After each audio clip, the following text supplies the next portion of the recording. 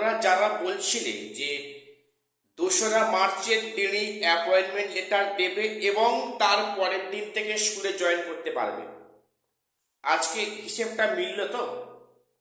আমি তোমাদের বারবার বলছি যে এই গোটা প্রক্রিয়াটাকে স্কুলে যে জয়েনিং করাবে কাউন্সেলিংয়ের পরে তাতেও এত গড়িমসি, এবং এই যে স্কুলে জয়েন করা প্রক্রিয়াটা তোমরা শুনে রাখো অনেকটা লেন্দি হবে।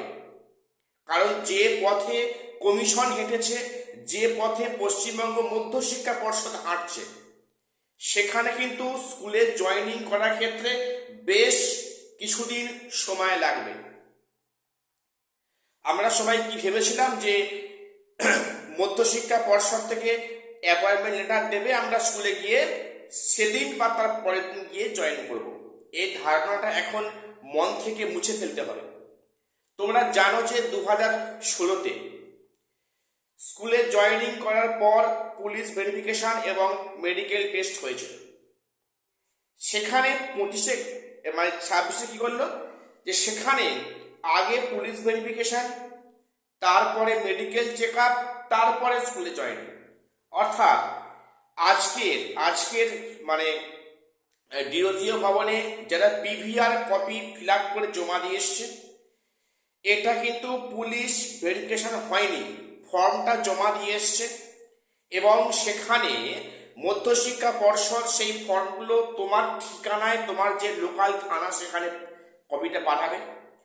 তারপরে থানা তোমাকে খবর দেবে যে এই ব্যক্তি থানায় এসো, এবং সেখানে তোমার মানে যাবতীয় সেখানে তোমার পুলিশ ভেরিফিকেশনটা চেক আপ করা হবে এবং তারপরে মেডিকেল চেক আপ। বিষয়টা অতটা সহজ নয়। যেটা ভেবো না আজকে আমি জমা দিয়ে এলাম, আগামীকাল বা পরশু থানায় এসে যাবে, তারপরের দিন থানা থেকে ডাকবে, তারপরে সেখানে ভেরিফাই কাজ হবে, এটা কিন্তু আদৌ নয়।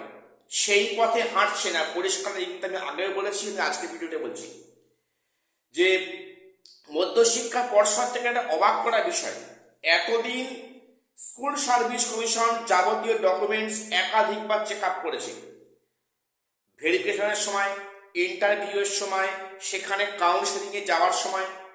এবারে স্কুল সার্ভিস কমিশনের যেহেতু কাজ শেষ, এবারে কে তোমাকে বাজিয়ে দেখবে? পশ্চিমবঙ্গ মধ্যশিক্ষা পর্ষদ।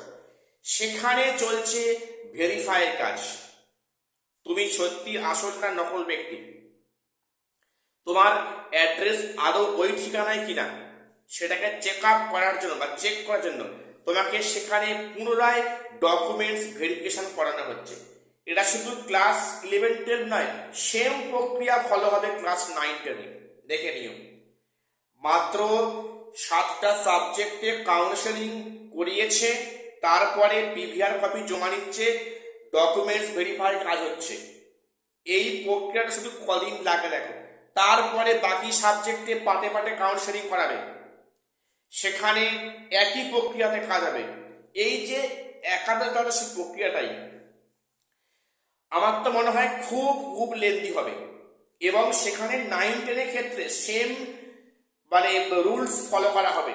সেখানে আদৌ তোমার কাউন্সেলিং থেকে জয়েনিং যে কতদিন পরে হবে সেটা কিন্তু বলা খুব মুশকিল।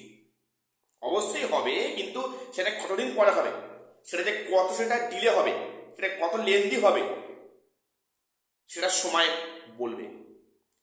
তো বিষয়টা কিন্তু আমি তোমাদের মানে আগেও বলেছি যে আসলে তোমাকে জয়েনিং এই মুহূর্তে করাবে না, তোমাকে বিভিন্ন প্রসেসের মধ্যে তো হাঁটতে হবে। তারপরে দেখো, এটা কি করতে পারতো না যে যেমন কি 2016 হয়েছিল, সেখানে আগে স্কুলে জয়েন করে গেল, তারপর ধীরে ধীরে মেডিকেল চেক আপ, সেখানে পুলিশ ভেরিফাই, না সেগুলো না করে এগুলো আগেই করছে। এখানে একটা লেন্দি সময় খেয়ে যাবে, তারপরে নাকি সেখানে তোমার হচ্ছে কি স্কুলে তুমি স্কুলে জয়েনিং করতে পারবে।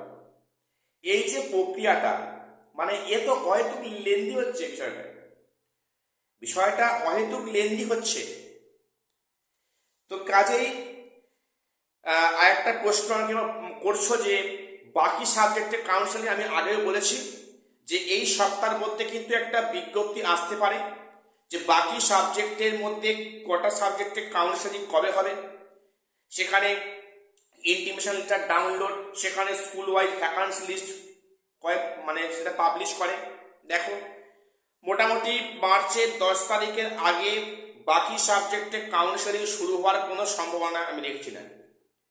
আর যদি এমনটাও হয় যে গ্রুপ ডি পরীক্ষা হয়ে গেলে তারপরে বিজ্ঞপ্তি হবে, তাহলে তো আরও সেটা এক সপ্তাহ সামনে এগিয়ে যাবে।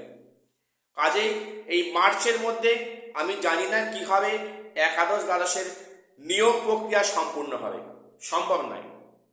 এবং তারপরে তো সেখানে ক্লাস 9-10 প্রক্রিয়া এখনো শুরুই হয়নি।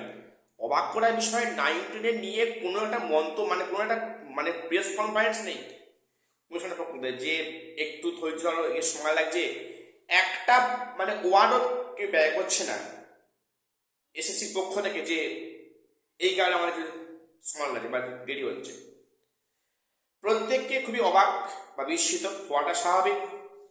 তো যাই হোক, কিছু করার নেই, একমাত্র উপায় ওয়েট করো, দেখো কি হয় না হয়। আজ এই পর্যন্ত আপডেট দেওয়ার ছিল। তো প্রত্যেকের চ্যানেলটা সাবস্ক্রাইব করে দিও এসএসসি এবং পিএসসি গুরুত্বপূর্ণ আপডেট পাওয়ার জন্য। আর শেষ করলাম, দেখা হচ্ছে পরে কোনো ভিডিওতে।